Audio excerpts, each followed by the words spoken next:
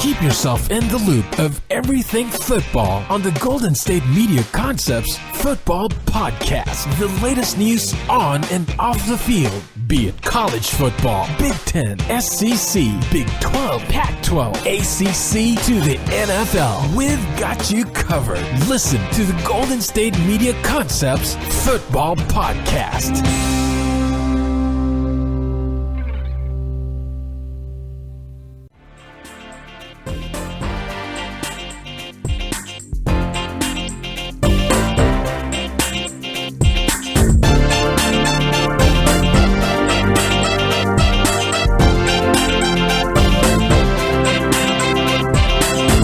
All right, and welcome to the GSMC Football Podcast.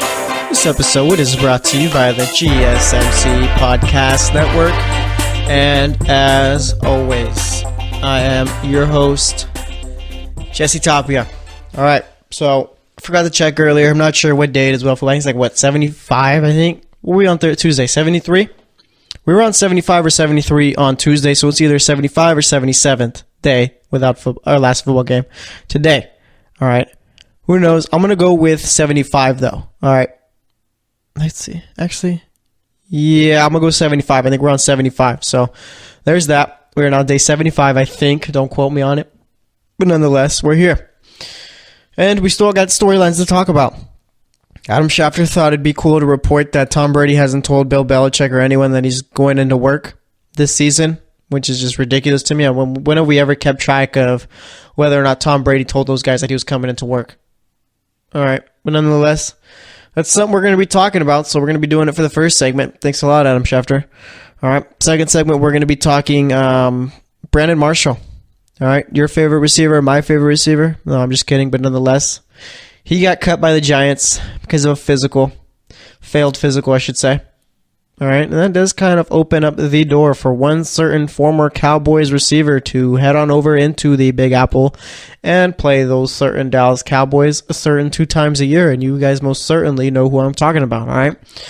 So we're going to be doing that. Third segment, all right? We're getting close to the draft, obviously. We've been talking about it for last month or so as far as like little tidbits and all that, but nonetheless, what about the guys who don't get drafted, okay? The undrafted players. Some of them turn out pretty good. Right? So we're going to be talking about those, and that is due in part to the fact that James Harrison is finally retiring. And one thing, too, I never knew about James Harrison is that he's 6 feet tall. All right? If you've seen him pretty much stand up, like I always go back, like think back to that Super Bowl they played against the Cardinals, that little interception he had where he took it all the way down the field for a touchdown. The dude looks like a 5'6", like basically like a bigger Darren Sproles, like a 5'6", just stronger, more muscular Darren Sproles running down the field. I found out today James Harrison is 6 feet tall. If James Harrison is 6 feet tall, then so am I, because I'm about 5'5", if I'm wearing the right shoes, 5'6". But unless that was just something I noticed today. I figured James Harrison was like a 5'8", 5'6" type guy, but no, he's actually pretty decent. I guess makes sense that, 5'6", playing DN, doesn't really work there, outside linebacker, whatever he wants to call himself there. So I guess that makes sense. But nonetheless, James Harrison always did look like a smaller guy. So we're going to be talking about that since he's retiring. Is he a Hall of Famer? I'll talk about it in the third segment along with all the undrafted players we're going to be bringing up. We'll talk about your favorite quarterback, Tony Romo, too. And then for the fourth segment, we're going to be talking about anything else going on in the world of football. All right? And I'm not sure really what that is. The world of football is a very weird one. We got new jerseys coming out and all that. Miami came out with an update of theirs. It's just basically orange outlining on the numbers. The Jaguars came out with their uniforms. They're about as plain as they could be. Nothing really great there. If anything, I like the older ones better. And I think they're done with the two-tone helmets too, which is just a shame. Matt Forte, Devin Hester retired as Bears today, I believe it was, or they are going to be retiring as Bears. Devin Hester was quite the kick returner. All right, is Devin Hester a Hall of Famer for putting him in for where he did at his position? Maybe. Matt Forte, not a Hall of Famer. Schedule's coming out today, so I think that should be out by the time we're recording. So maybe we'll just do the fourth segment on that if we have the time. All right, if it comes out in time. So yeah, we'll be doing it like that. I believe it is coming in at 3 o'clock Pacific time, so we should be still recording by the time that comes out. So basically, that's how the show's going to go. So let's get into it. All right, like I said. All right, I was enjoying my off season. pretty much just waiting for the draft, seeing what's going on. I mean, focusing on Dez Bryant. Saw that Brandon Marshall got cut and all that. Well, that was today, but yesterday. I see a report come out. Okay. Report is from Adam Schefter, and he basically says that Tom Brady hasn't, I guess, let the team know or anyone know, pretty much, coaches or whatever, that whether or not he's going to be back for this season. Okay. And I'm just like, well, I mean, Tate, as you know, he's been on the show before. All right, he's my boss. I haven't told Tate that I'm coming in tomorrow, but I think it's just rather assumed that I will be coming in, right? You don't see Adam Schefter doing stories on me for that. But nonetheless, here we are. It's a story. All right? And I think this is all just part of the whole narrative that ESPN has tried to push as far as there being tension over in Foxborough with Belichick and Brady. More so Kraft and Brady versus Belichick. Because if you remember, I think it was week 14 of this past season, week 15, Seth Wickersham posted out an article talking about how there was tension, pretty much just bringing it to light and all that. That's one of the reasons why Jimmy Garoppolo ended up getting traded, because of the fact that Tom Brady didn't like how he was right behind him, which is just ridiculous. But nonetheless, that was a story. Okay. And it's just like, come on, ESPN, do better. Okay, Tom Brady letting Bill Belichick or Kraft or whoever he hasn't let know yet that he's going to be playing, like, that's never been a story. All right, if Ben Roethlisberger was keeping quiet about it and all that, then yeah, that's a story. Because Big Ben's been talking about, like, the last, 5-10 years, it feels like, honestly. I mean, it's only been like 3 years, realistically, where he's been talking about thinking about retiring. Tom Brady has came out multiple times saying how he wants to play till he's 45. I don't understand why this is a story. Okay? It makes no sense to me. It's not like Favre pretty much retiring and unretiring every other 5 seconds. Okay? We know Tom Brady's going to be back. That's not news. Okay? It's not news at all. And like I said, I think it just more so has to do with the fact that ESPN is trying to push this whole narrative that there's problems going on in Foxborough. And you know what? There very well may be still problems going on. Okay? I do believe that there is some tension going on over there. But as far as the whole report of Tom Brady not letting anyone know whether or not he's coming back this season, I mean, it's just ridiculous. All right? It is. Like, we know he's coming back. But nonetheless, I mean, there's the report that went out, so we got to talk about it. And then there was another report from him saying that whether or not Rob Gronkowski comes back isn't going to affect Tom Brady. It's like, you're stating the obvious. We know this. We know. I don't need you to tell me some. Okay?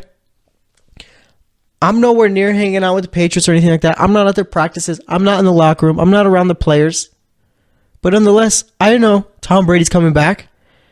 And I know, just have a common sense, that whether or not Rob Gronkowski comes back would have no effect on Tom Brady. Like, we know this. All right? Tom Brady's gone through guys like Danny Woodhead. All right? Rex Burkhead. All kinds of different players. I think he had Brandon Lloyd for a little bit? Did he? I think so. He's always had some little ragtag bunch of group of players. Okay. He's always done whatever he wanted as far as being successful in the NFL. All right.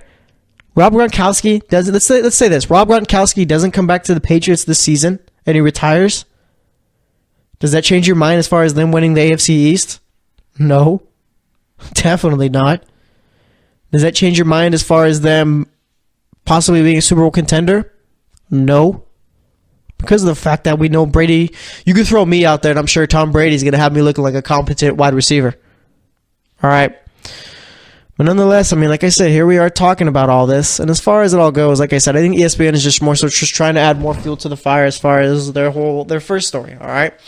When Seth Wickersham posted that story, I mean, that had to be one of the biggest days for ESPN all year long, because of the fact that I'm sure they got the most clicks, the most ratings, the most views, the most everything on what was going on over there, because of the fact that, I mean, think about it. Before that article ever came out about the whole tension and stuff, did we ever really hear anything going on about the Patriots? Okay, as far as what goes on behind closed doors and all that? Never. Okay, and now that Seth Wickersham story came out last season, now all this stuff is coming out about, let's see, Belichick ripping Rob Gronkowski in front of the entire team at practice once, I believe it was, because of the fact that he was going to see Tom Brady's trainers rather than the team trainers. All right. Bill Belichick kicking Tom Brady's trainer out from the Patriots facility, not letting him have access to team records and all that. Let's see. This new one with Tom Brady hasn't told anyone whether or not he's going into work this season, which is just simply ridiculous for me that it's even a story. There's got to be one more story came out. And I guess the whole Seth Wickersham went about how Brady didn't like Garoppolo there, so Kraft told Belichick to get rid of him. All right. Is there any other story I'm missing? I think that's pretty much it. All right. But nonetheless, like I said, it's been a whole bunch of stories that have come out since that one. I feel like the whole Rob Gronkowski one, I feel like we know he's coming back. Okay. There is the possibility of him possibly retiring, but I do think that'd be quite a surprise there. All right. But nonetheless, here we are. We're going to keep getting more of these articles, too, about whatever's going on. ESPN is going to continue to push the whole, there's problems going on at, One Patriot Way or something like that? Their little address. All right. But nonetheless, it's just a matter of, I'm not going to believe it till it happens because of the fact that the media's not always seem to have a thing against the Patriots, but you just can't trust them when you know they're trying to push a certain narrative. Okay? And I'm not saying it's fake or anything like that. Okay? I'm totally sure that Tom Brady has yet to tell anyone that he's not whether or not he's coming into work this season, but it's just a matter of, this really hasn't been a story before, so why is it a story now?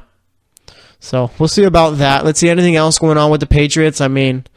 Still the best team in the AFC East. Still probably arguably the best team in the AFC as it is. Let's see as of right now before the draft. Is there any team that really you take over the Patriots without me being more so like a hunch? I'm not taking Jacksonville over them yet. Texans, no. Tennessee, no. Pittsburgh, no. No one in the AFC West. So, yeah, they're still the best team in the AFC. As far as the NFC goes, I'd take the Eagles over them. I'll take the Saints, then the Rams. So I guess New England is now the fourth best team in the NFL. So we're going to wrap it up there. Next up, we're going to be talking about the whole Brandon Marshall thing. He did get cut today, which is Thursday, April 19th. Forgot to give the date, but nonetheless, yeah, he got cut today. So we'll be talking about that. Pretty much anything else that has to do with the Giants cutting him. So stay tuned, and we will be right back.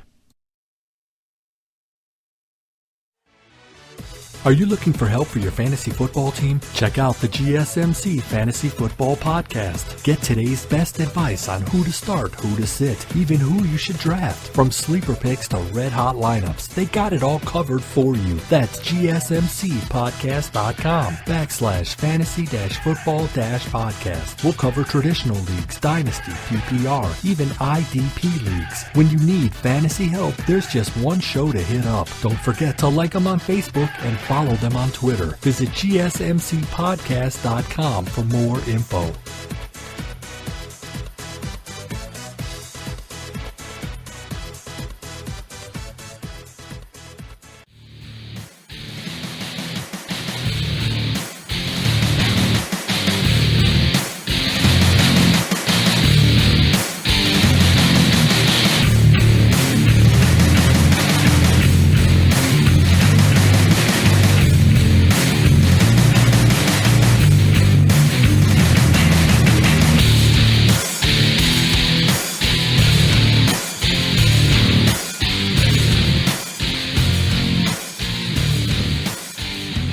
All right, and welcome back to the GSMC Football Podcast. We spent that first segment talking about the report of Tom Brady not telling his bosses whether or not he's coming into work this year. It's just ridiculous to me that we're even talking about, but nonetheless, we did. All right, ESPN wins again, but nonetheless, we talked about that. Second segment for this one, we're going to be talking about Brandon Marshall getting cut by the Giants. All right, let's see what else we got to go talk about today. We're going to be talking about some undrafted free agents, all right? Some of my favorite undrafted players ever, all right? And it's more so just going to be talking about a bunch of different undrafted players, for being real here. Probably going to end up ranking them because that's what we do. I'm not going to be talking about the older guys, too, that played in the 70s or 80s because I didn't get to watch them, so I'd be doing them a disservice. So we'll be talking about the modern undrafted players who had great careers. So we'll be doing that. And then for the fourth segment, if the schedule is out in time, we'll be talking about that. So let's just get back into the second segment. Let's talk about Brandon Marshall. Brandon Marshall is a very intriguing name in the NFL. All right, he's not the only Brandon Marshall. There's one, I believe, that still plays for the Broncos. But nonetheless, this Brandon Marshall, the one that plays wide receiver, has had a weird NFL career. All right. Like, have we ever regarded Brandon Marshall as like a top 3 receiver, top 5? I feel like we've had to a couple of times. I mean, let's see. In 2006, that was his rookie year. 2007, the guy catches 102 passes, over 1,300 yards, 7 touchdowns. 2008, he makes the Pro Bowl for the first time. 104 catches, 1,200 yards, 6 touchdowns. 2009, makes the Pro Bowl once again. 101 catches. Let's see, 1,100 yards, 10 touchdowns. Then he goes over to Miami. I mean, didn't really do too much there. 86 receptions, over 1,000 yards, 3 touchdowns. Last his second year with Miami, which was his final one, had 81 catches, 1,200 yards, 6 touchdowns. 2012, heads over to Chicago, ends up becoming a Pro Bowler and a first-team All-Pro that year. Had 118 catches, 1,500 yards, 11 touchdowns, which are great numbers. I mean, probably one of the best receiving seasons of all time, if we're being real here. I mean, I'm just spitballing there, too. All right, 2013 makes the Pro Bowl once again. 100 catches, nearly 1,300 yards, 12 touchdowns. 2014, which was his final year with the Chicago Bears, he had 61 receptions, 721 yards, 8 touchdowns. And then 2015 just seems to be a year that I've completely wiped out of my mind. All right, but he had 109 receptions, 1,500 yards, 14 touchdowns. And I think that was Ryan Fitzpatrick's best year also. All right. And if I'm not mistaken, Ryan Fitzpatrick threw for like over 30 touchdowns that year. Let me see. 2015, yeah, he threw for nearly 4,000 yards, 31 touchdowns, 15 picks, 88 quarterback rating. All right, and he is probably the best year ever of his career. And I'm just like, how? How did that even happen? All right. Ryan Fitzpatrick, he's played for 1, 2, 3, 4, 5, 6, 7 different teams so far. Doing it right. All right, 35 years old, Harvard man, still getting paid. Works for me. All right, but nonetheless, like I said, I mean, that 2015 year is just, I guess, completely wiped out from my memory. But nonetheless, all right, here we are. Ended up signing a 2-year, $11 million deal with the Giants. Looked like, him and Odell Beckham Jr., they're going to be tearing it up. They're going to be playing well. Secondaries, watch out. Both get hurt. Marshall only plays 5 games last season, has 18 receptions, 154 yards, no touchdowns. Obviously, wasn't great, and I'm almost positive I used the draft pick in my fantasy football draft on him. So obviously not the best decisions. Okay. And it's just now, I mean, he got cut because he failed a physical. Who wants Brandon Marshall? Okay. Who wants a guy who failed his physical, has played what? About 12 years in the league? Something like that. Let me see. Jesse's not very good at math. 7 years, 9 years, 11 years, 13 seasons pretty much. All right. As far as full seasons, that's a whole nother story, but he's played 13 seasons so far. All right. He's an older guy. Wide receivers really go out of style once they start getting injured. Okay. And we saw that last year. And it's just like we said with Brandon Marshall. I mean, what is he expecting to make? Who's he expecting to sign with? It's just like, I just don't see it really. I mean, there is a possibility because I'm like, how much would you pay for Brandon Marshall? You're not giving him $10 million a year, right? Because I'm not. And again, he was only like 2 years removed off of that season with the Jets where he had 109 catches, 1,500 yards, 14 touchdowns with Ryan Fitzpatrick throwing him the ball. So he's not that far off. But it's just a matter of, I mean, maybe that just was his last great season. All right, and we're not going to be getting that anytime soon, anymore. All right, but like I said, going back to it, I mean, let me look right now at the wide receiver contracts, and we'll get an idea as far as what you'd pay a guy like that. Because, I mean, you're not paying him Mike Evans money. You're not paying him Hopkins money. You're not even paying him Alshon Jeffrey money. All right, so let's see. Where's a good little comparison for him? And receivers are getting paid a lot now, too. So let's see. I mean, Golden Tate's making $6 million a year. Kenny Stills is making 8. Manuel Sanders is making 11. Deshaun Jackson's making 11. Marquise Lee's making 8.5. Marvin Jones is making 8. Randall Cobb is making 10. Paul Richardson is making 8. I'm talking about per year on average. Keenan Allen's making about 11.25 mil a year. Pierre Garçon got 9.5 per year. I mean, where do we put, where's the tier as far as where we put Brandon Marshall now? All right.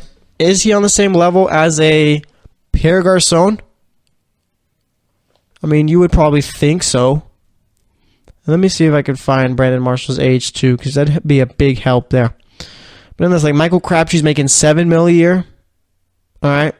Jordy Nelson's making about 7 also.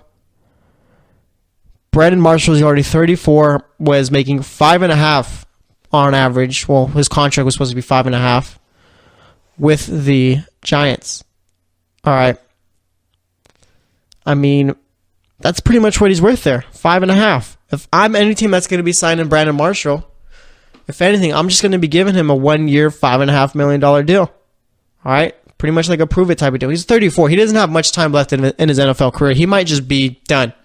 All right? This might have just been the last we've seen of Brandon Marshall, to be honest. It's a possibility. I do think that someone is going to bring him in, but it's just a matter of who. Who wants to do that? All right? The NFC East, I don't see him playing anywhere there.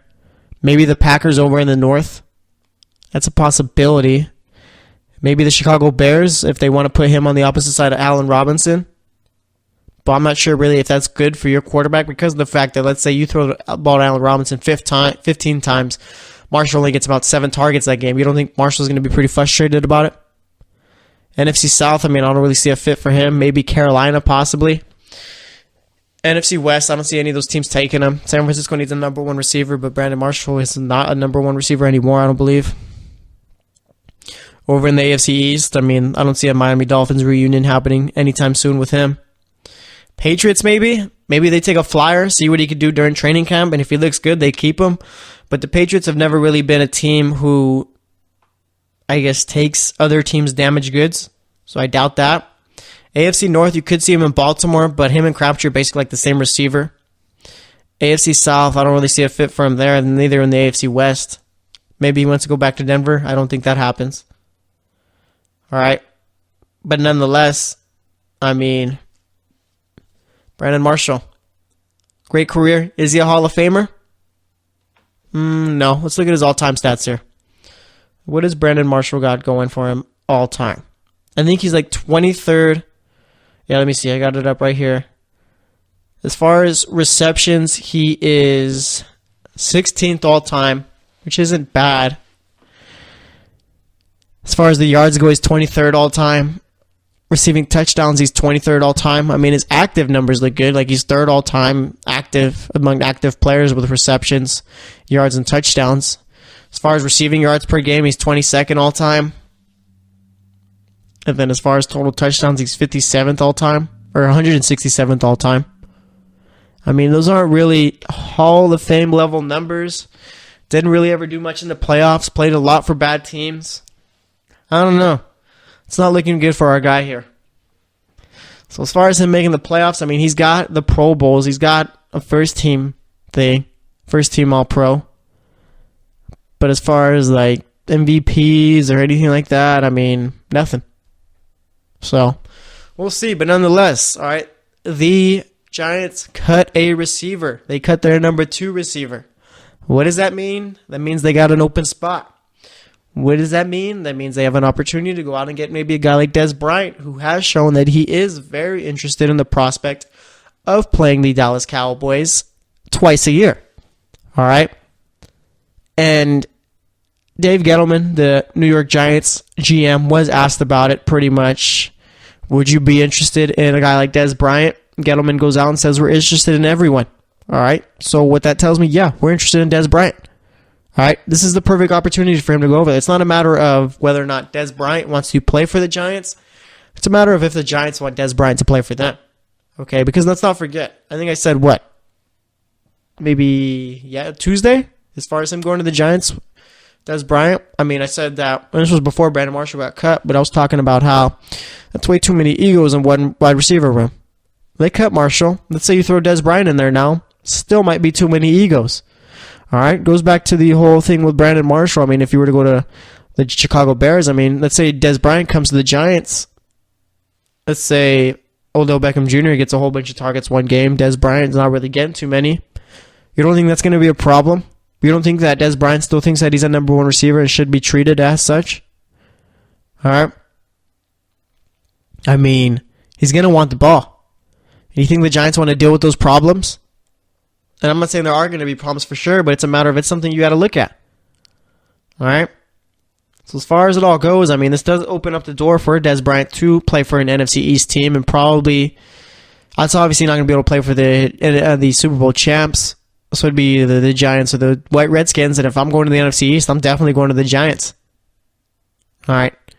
So we'll see if they end up pulling the trigger on Dez Bryant. I know as soon all they got to do is offer him a contract. He's going to sign it. And one thing too, I mean, the guy going out and blatantly saying, yes, I would like to play the Cowboys twice a year, kind of like takes away the leverage from him. So we'll see what kind of deal he ends up getting if he does go to the Giants. But like I said, I mean, it is kind of fishy. The Giants end up cutting him. Dez Bryant's looking to play for an NFC East team.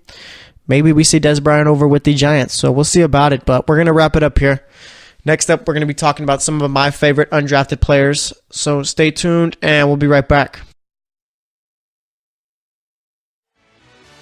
Check out the show that's built on the MMA. From the UFC to extreme cage fighting, they got the fights covered. Check out the GSMC MMA podcast. Get the latest news on past or upcoming fights. Join us as we talk to and about some of the biggest names in the MMA, past, present, and future. When it's the fight game, there's just one show to check out. GSMCpodcast.com/MMA-podcast. Don't forget to like them on Facebook and follow them on Twitter. Visit GSMCpodcast.com for more info.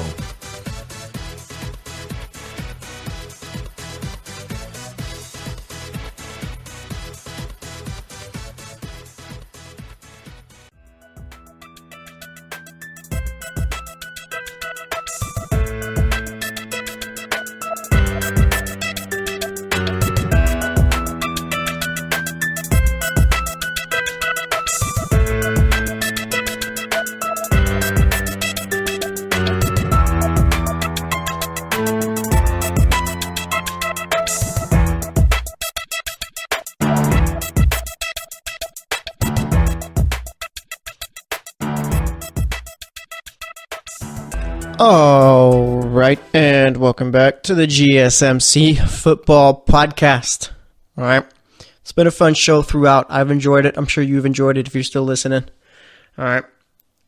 Nonetheless, though, here's what we talked about today. Talked about Tom Brady and that whole report coming out about him not telling anyone that whether or not he's playing this season, which is just ridiculous to me. I don't even want to talk about it. All right, second segment. Brandon Marshall has been cut by the Giants. All right. Felt like it was a perfect match, but I don't know. For some reason, it didn't work out. All right, but nonetheless, he's got cut. I'm not sure really what's left for Brandon Marshall. The guy's already 34 years old.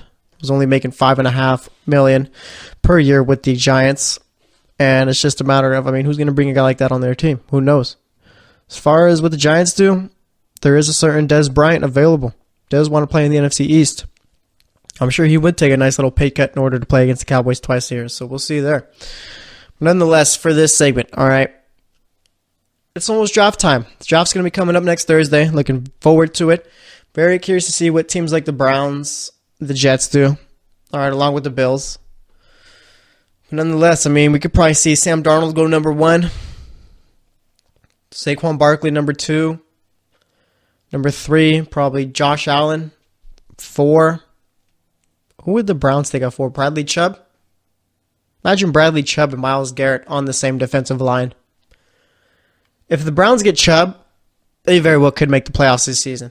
All right, and I think it's time that we stop talking about the Browns, saying that they don't have a chance at the playoffs because of the fact that they're the Browns. It's a bit lazy there, people. So let's go Chubb at number 4. At number 5, we say the Broncos.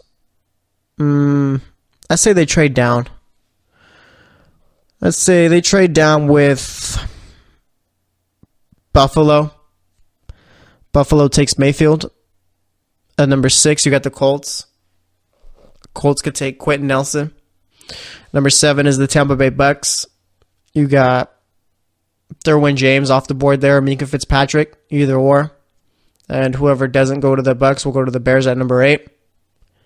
Number 9, I'll say Roquan Smith goes to the 49ers. Tremaine Edmonds goes at number 10 to the Raiders. Then 11, I mean, that's where you get Josh Rosen. And if the Bills end up taking Rosen, then I say Mayfield ends up with the Dolphins. All right. Number 12 would be the Broncos. I'm very curious to see, like, what do the Broncos need? A cornerback since they got rid of Talib? But they got Roby, too, along with Chris Harris. All right. But anyways, yeah, so that's what might happen with the first 10 or 11 picks in the draft. But what about the guys who don't get drafted? What about them? Huh? What happens to them?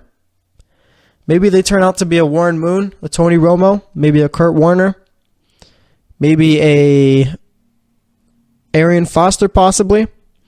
All right, the undrafted free agent has always been a bit intriguing to me. I mean, you guys like Antonio Gates, like I said, you got Moon, Romo, Warner. Jeff Saturday was an undrafted free agent.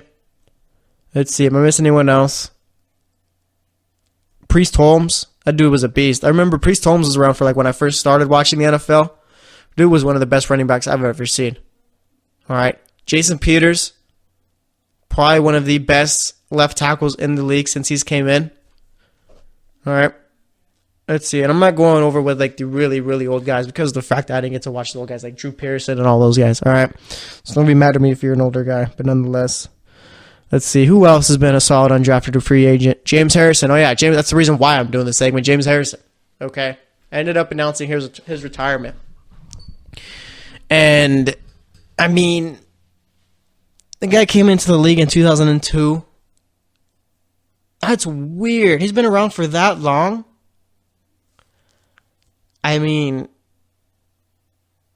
I gotta look at. Has he always been with the Steelers? I gotta look at James Harrison's NFL career. That is just ridiculous to me. It's not like he didn't become like a big name until the Super Bowl, I'm guessing, with the Steelers, right? Like when they played the Cardinals. Yeah, started out with Pittsburgh. Man, he's been around for a while. That is something. Had 36 tackles in 2004. So he was on the Steelers the year they won the Super Bowl. Like the first time against the Seahawks. That is something. I did not know he was around for that long. All right, James Harrison is like, yeah, he's a big name, but I figured like I didn't start hearing about James Harrison until like 2007 or whenever it was that they beat the Cardinals in the Super Bowl. But nonetheless, I mean, he didn't really take off until 2007. We had 8.5 sacks. Was a Pro Bowler that year. 76 tackles.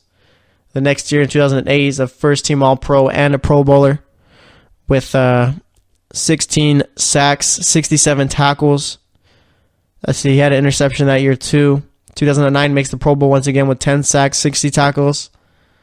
2010 has 10.5 sacks, 70 tackles, first team All-Pro and Pro Bowler. Made the Pro Bowl 5 straight years from 2007 to 2011. Yeah, 2011 he had 9 sacks, 48 tackles, only played 11 games that year. 2012, I mean, only 6 sacks. They cut him. He goes to Cincinnati. And one thing that'll never make sense to me, why Pittsburgh fans were mad at the fact that he went to New England when the first time he went to Cincinnati, who was an interdivision rival. Comes back to Pittsburgh, doesn't really do too much, and then ends up with the Patriots and ends up losing in a Super Bowl there. So he's been around for a while. I did not realize he was around in 2002. All right. Was probably one of those guys where, I mean, I don't know, maybe he was inactive a lot. Who knows? But nonetheless, I mean, is he a Hall of Famer? No. All right. He is not. And he's probably the second best undrafted free agent all time as far as the defensive line goes. Let's see, am I missing? I know Cam Wake, as of right now, is the best defensive end, I should say, all time for me as far as an undrafted free agent. Let's see, am I missing anyone else, any older guys that I'm missing as far as defensive line goes? I don't think so. I think I feel pretty comfortable saying that Cam Wake is the best defensive end all time as far as an undrafted free agent goes. Yeah, I'm comfortable saying that, so we're going to say it. All right, and let's look at Cam Wake's stats, because Cam Wake is someone who, he has the stats, but it's just a matter of, is his name big enough, I guess, to get into the Hall of Fame? So let's see what Cam Wake has done in his career. All right, and I'd say he's been better than James Harrison ever was.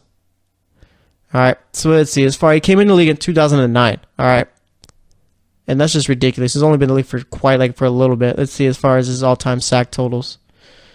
As far as sacks goes, I mean, he's 42nd all-time. He's 5th in active players. All right, had 5 Pro Bowls. Let's see, anything else? Am I missing anything else? I'm not sure. So, I mean, it's a matter of if he gets in, it's because of the fact that, yes, he doesn't have the all-time numbers, but you figure if he would have been in the league longer, he would have. Because, I mean, his first year with Miami, he had 5.5 sacks, 19 tackles, only started 1 game. 2010, makes the Pro Bowl, has 14 sacks, 48 tackles. 2011, he has 8.5 sacks. 2012 is a first-team All-Pro and Pro Bowler, 15 sacks there. 2013, 8.5 sacks. 2014, 11.5. 2015, 7, and then 2016 had 11.5. And I think that was coming off a torn Achilles injury too in 2016. And then 2017 had 10.5 there. So he's always been in the double-digit sack totals. I mean, he has 92 sacks, which is, what did I say, 42nd all-time, I think it was? Yeah, 42nd all-time. And he's only played about, let's see, from 2009 to about 9 years. All right. Let's say that he's been in the league for about 15 years already. All right, in the projection that he's done so far with his sack totals, he's probably top 10 all-time in sacks. Okay. But nonetheless, we'll never know. But I do think that Cam Wake shouldn't end up making it to the Pro Bowl, or into the Hall of Fame, I should say. Because of the fact that, like I said, if he plays more years, and it's not his fault that no one really knew about him and didn't do great scouting on him. All right. So I do think with the time he's been out there, he should make the Hall of Fame. But nonetheless, I mean, Chris Harris Jr. is an undrafted free agent. So, I mean, undrafted free agents, they're not always bad. Some of them could turn out to be the best. I mean, Adam Vinatieri is probably the greatest kicker of all time. He's an undrafted free agent. All right. And as far as like the 3 quarterbacks, Romo, Warren Moon, Kurt Warner, I mean, the best undrafted free agent quarterback of all time has to be Warren Moon, right? Warren Moon is already one of the greatest quarterbacks ever, and the dude didn't even play like a full, long-standing career as an NFL quarterback. All right, let's see. How many years did Warren Moon end up playing? Warren Moon is quite the name drop for me, let me tell you. All right, let's see. Warren Moon career stats. I mean, the dude, he never won a Super Bowl. But nonetheless, I mean, yes, from 1984 to 2000, he was in the league. So that's about, 16 years? Let's see. In his first year with the Oilers, he started 16 games, only threw 12 touchdowns, 14 picks. I'm looking at these Warren Moon stats. These don't look good at all. Are we sure that we didn't overrate Warren Moon a bit? Let's see. I think we might have overrated Warren Moon, you guys. Interception numbers were always high. I don't know. People always talked about Warren Moon as if he was one of the best ever, as far as not like Marino's level, but like that second tier. But it's just like, dude threw a lot of interceptions. He did throw for a lot of yards too, but I mean his team records they weren't great. Went 3-13 his first year, 4-10 his second year, 5-10 his third year, 7-5 his fourth year, 7-4 his fifth year. Then he goes 9-7, 8-7, goes 11-5, then 6-4, 10-4, 9-6, 8-8, 4-4, 7-7, 4-6. I don't know. Warren Moon stats don't look too great to me, to be honest. All right. Let's see. He played in the playoffs? He's played in the playoffs. Yeah, he played in the playoffs 7 times, I believe it is. 90, 87, 88, 89, 91, 92, 93, 94. So about 7 times. Yeah, 7 times. The playoff numbers are okay. I don't know. Warren Moon didn't move the needle for me there. I think Kurt Warner might be the best undrafted free agent quarterback of all time. All right. But as far as like the undrafted players I've watched, I'd say it goes... Yeah, from the players I've watched, I say it goes Warner,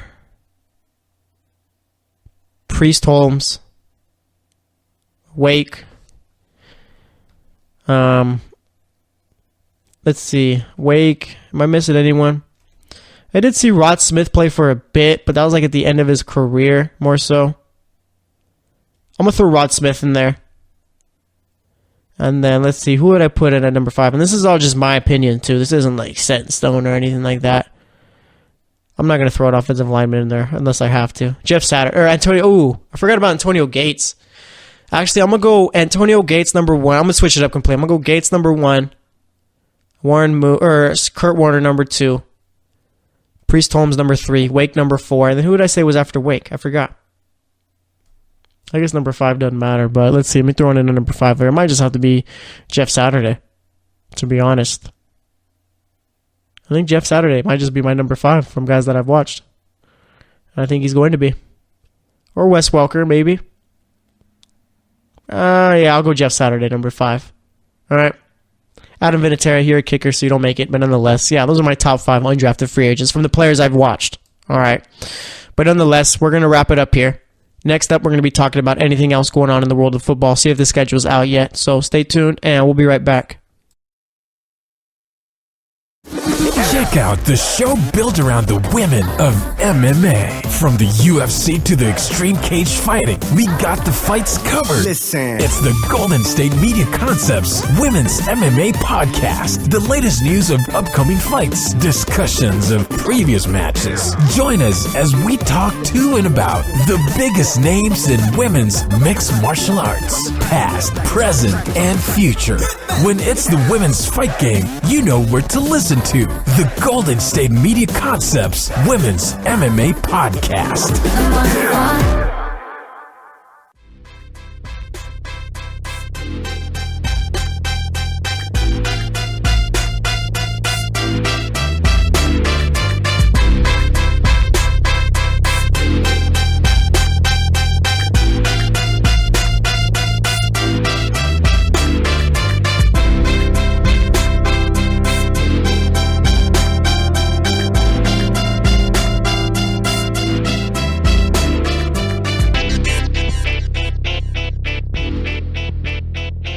All right, and welcome back to the GSMC Football Podcast. So far today, we've talked Tom Brady, we've talked Des Bryant, we've talked Brendan Marshall, we've talked undrafted players. All right, now for this segment, we're going to be talking about anything else going on in the world of football. All right, and there's not much else going on, to be honest. Okay, not much. Dwight Freeney ended up retiring. Going to be retiring as a Colt. Dwight Freeney was a very good player, right? Yeah. Dwight Freeney was a very good player. I mean, him and Robert Mathis, when they were in their prime, were just unstoppable. It's a shame that the Colts refused to put any other good defensive players around him, but nonetheless, they were unstoppable at one point. All right, and then we got the schedule coming out too today. It hasn't officially released yet, so I mean, by the time you guys are probably listening to this, you'll probably know who your team is playing, when, where, what, and why, and all of that. But nonetheless, all right, I've been seeing some people talk about, like, why do people get excited over the NFL schedule coming out? All right, and I was thinking about it too. It's kind of like whenever I see the schedule come out for my team, it's pretty much like you already know who they're playing. Like, you know what the home and away games are.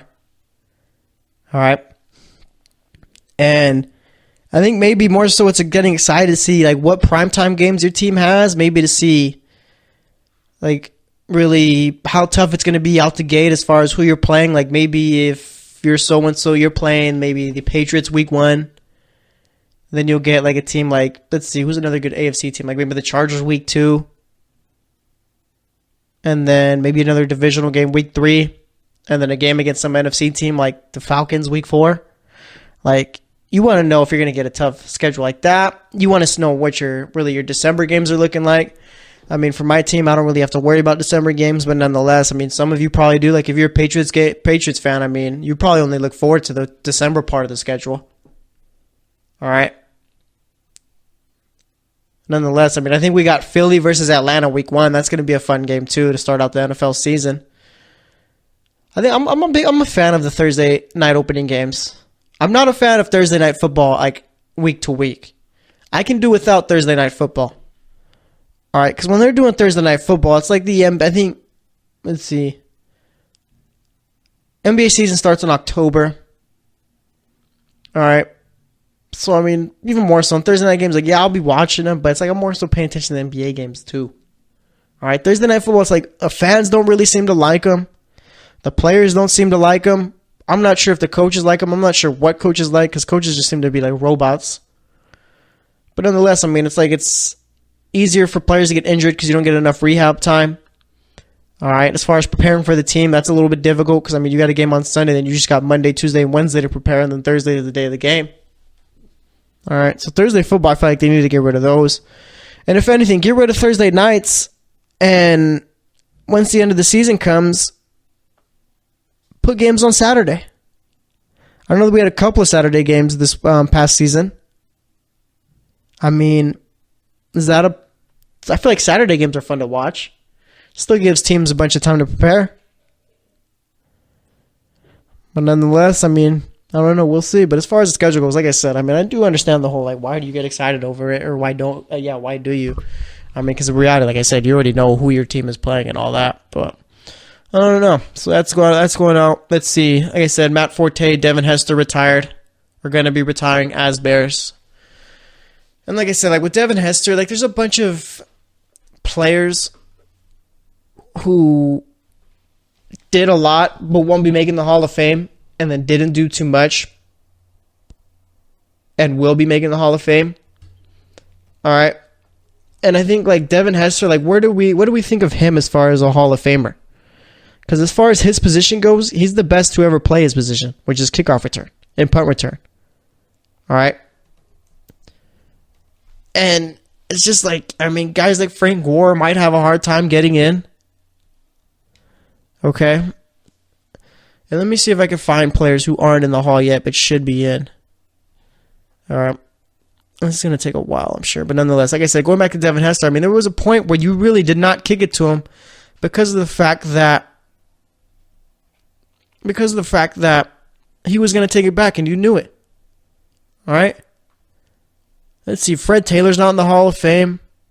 Fred Taylor, you could probably make the argument as to why he should. I think he's like, what, top 20 all-time in rushing yards? I think he's top 20 all-time in rushing yards. Let's see. Who else? Mike Allstott. Mike Allstott was a fun player to watch. Dude's probably one of the biggest fullbacks I've ever seen. Keyshawn Johnson's not in, I don't think, yet. Clinton Portis. I don't think Clinton Portis needs to be in. Hines Ward won't be making it in. Edgerrin James, that's a guy where if Edgerrin James gets in the Hall of Fame, then Frank Gore needs to get in the Hall of Fame. At least that's my thought. Edgerrin James, I mean, I don't know. Edgerrin James just doesn't really move the needle for me there. Let's see. Eddie George still in it, I don't think. Rod Smith.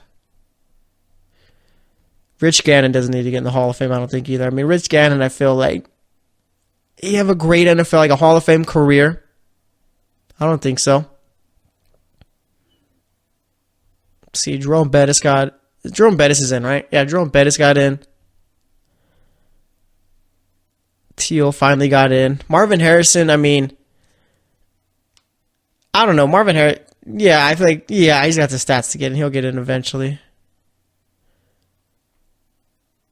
But as far as like Devin Hester goes, I do think that eventually he'll make it in. All right. And it's just because of the fact, like I said, he was just so dominant at his position. If we're going to let kickers in, because I think we do got a couple of kickers in, then we do have to let Devin Hester in. Like, that's for sure. All right. Yeah, if you're going to, like, let's say Adam Vinatieri ends up making the Hall of Fame, then we do definitely have to put Devin Hester in. Because of the fact that, I mean, yeah, Adam Vinatieri kicked some game-winning field goals in the Super Bowl and all that, but nonetheless, I mean, I don't think Adam Vinatieri was ever as feared as Devin Hester was. All right, but nonetheless, let's see what else is going on in the world of football right now. I mean, nothing really. We're waiting to see what happens with Dez Bryant. All right, and with Dez Bryant, I think he might be making a little bit of a mistake going to the NFC East, going to a team like in the NFC East, kind of like how Deshaun Jackson did it when he got cut by the Eagles. He ended up going to the Redskins, and I feel like, yeah, as a player, sure, you want to make that move so you could just stick it to your old team. It's a matter of, I mean, go to the team that's going to give you the best opportunity to extend your NFL career. All right, like a team like San Francisco would be good for that for Dez Bryant. A team like Green Bay, I'm not sure a team like the Giants would do that for.